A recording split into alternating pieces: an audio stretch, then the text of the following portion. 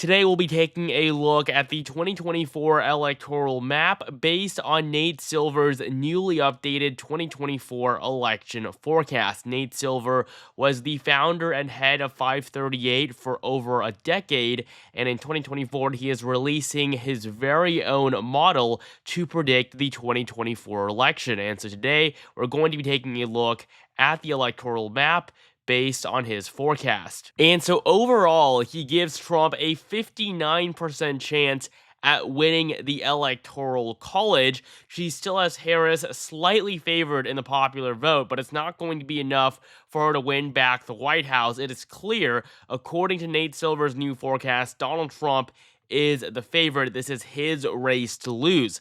And so we're going to start off on the map by filling in the solid states. These are states where either Harris or Trump have a 99% chance at winning or more. So the threshold here is pretty high. For Kamala Harris, she's the favorite in Washington, California, Illinois, as well as New York, Vermont, Massachusetts, Connecticut, Maryland, the District of Columbia, and the 1st District of Maine. This gives the vice president 148 electoral votes. While for Donald Trump, he is easily going to carry the states of Utah, Idaho, Wyoming, North and South Dakota, all of Nebraska except the 2nd District, as well as Kansas, Oklahoma, Missouri, Arkansas, Louisiana, Tennessee, Alabama, Kentucky, West Virginia, Indiana, and South Carolina. This puts him at 112 electoral votes. We're now going to move on to the likely states, which are going to give Trump a significant boost. First off, he is going to win Montana and Mississippi.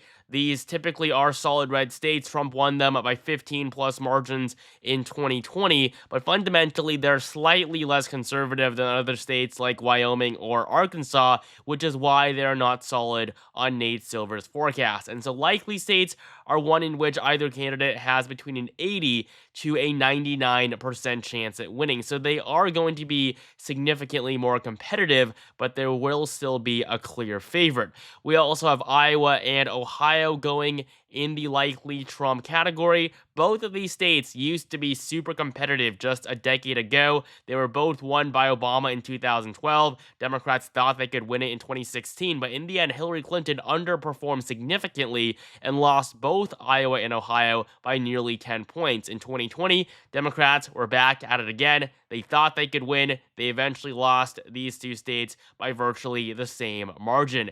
And today, Nate Silver's forecast gives Trump an 88.9% chance at winning Iowa and a 97.6% chance at winning Ohio for a 3rd time in a row. And so both of these lower Midwestern states are going to remain likely red. Trump will also win both Texas and Florida. This will give him a huge boost on the electoral map, 70 electoral votes alone, just from the 2nd and the 3rd largest states in the country in terms of population.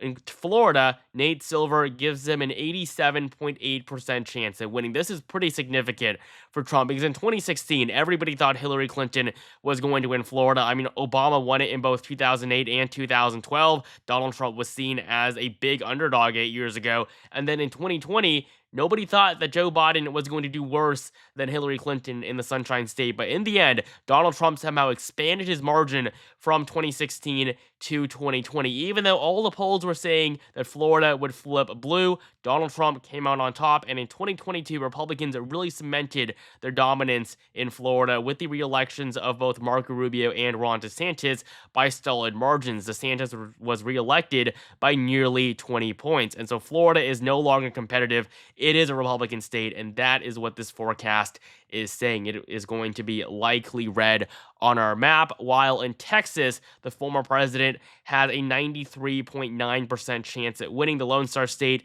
is not going to be anywhere near competitive. In 2020, Joe Biden did do quite well, bringing the state down to just a R plus 5.6 environment, but that is no longer the case today.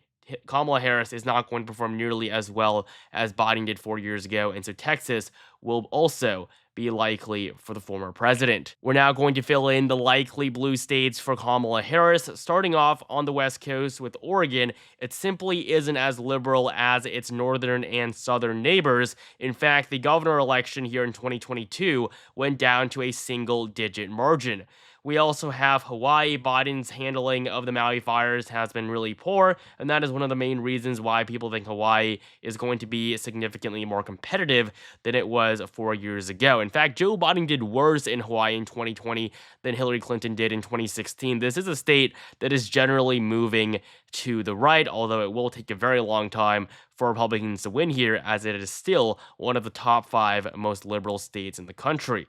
We also have Colorado and New Mexico. According to the forecast, Trump has just a 3% chance at winning Colorado and a 13% chance at winning New Mexico. And so these two states do still favor Democrats, although generally they are shifting back in favor of the GOP, especially New Mexico.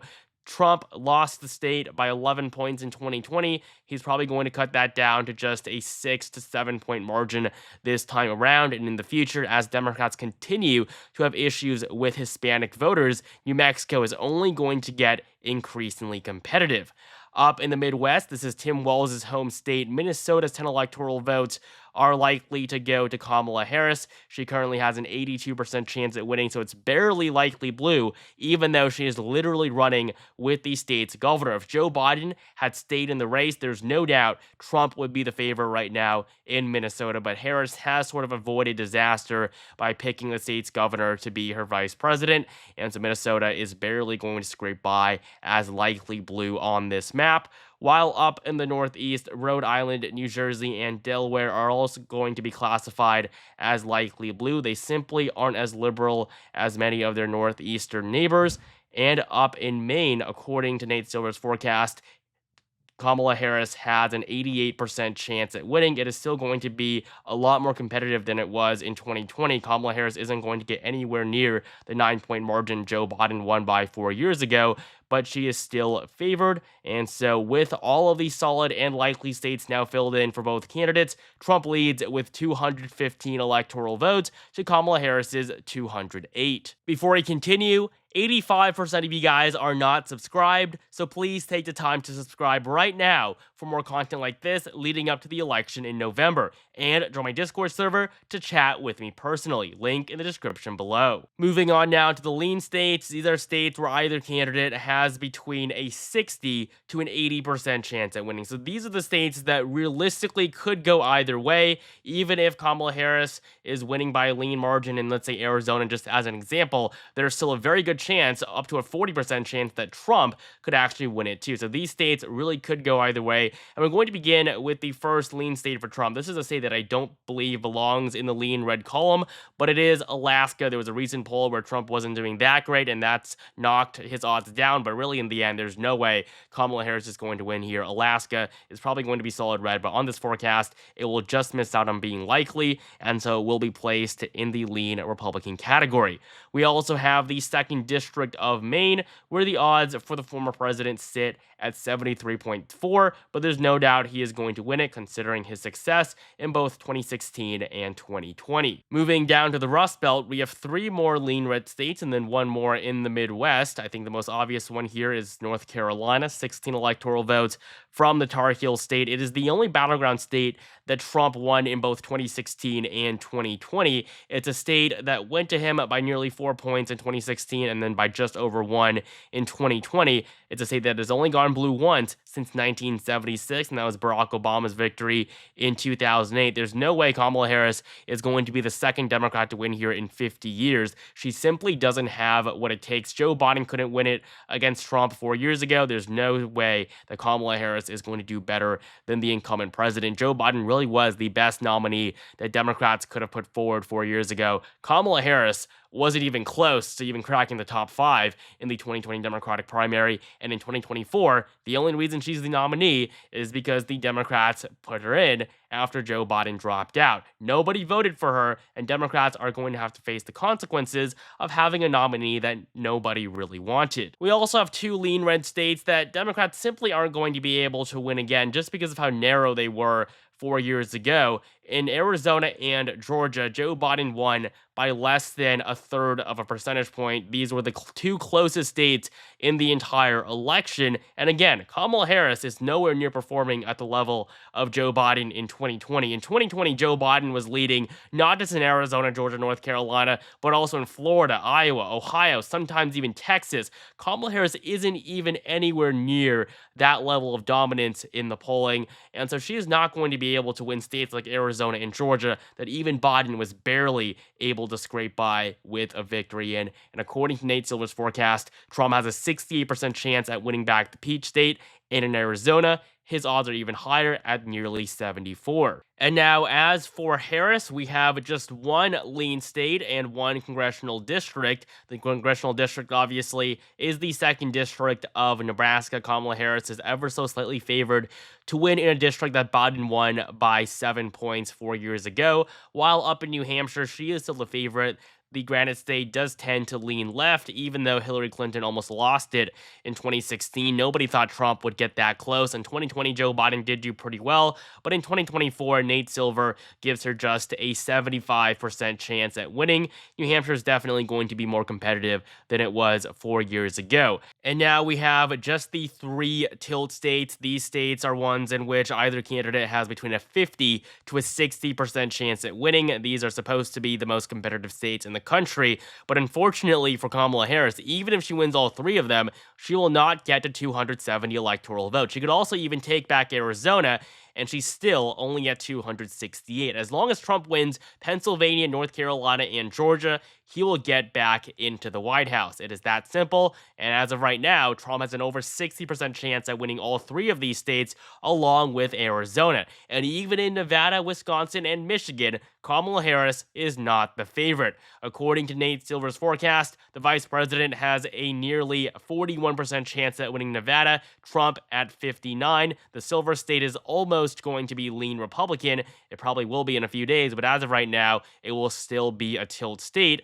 While up in Wisconsin and Michigan, we do have a slightly tighter scenario where Kamala Harris is at 49 in Wisconsin and 48 in Michigan, Trump at 51 and 50. These two states are probably going to be the two closest states in the entire country. The only reason why Kamala Harris isn't doing worse in Wisconsin is because she chose Minnesota Governor Tim Walz to be her running mate, and Walz is currently boosting Harris in neighboring Wisconsin. However, in the end, these two states won't really matter if Trump has already taken Pennsylvania, Nevada, and Arizona. And so Wisconsin and Michigan, they will be tilt red on their map, but all they're going to do is continue to add to Trump's tally. And so according to Nate Silver's 2024 election forecast, Donald Trump is on track to win with 312 electoral votes. Kamala Harris at 226, a pretty abysmal performance, the worst for any Democrat since 1988. And so Trump will be on track to easily clinch a second term.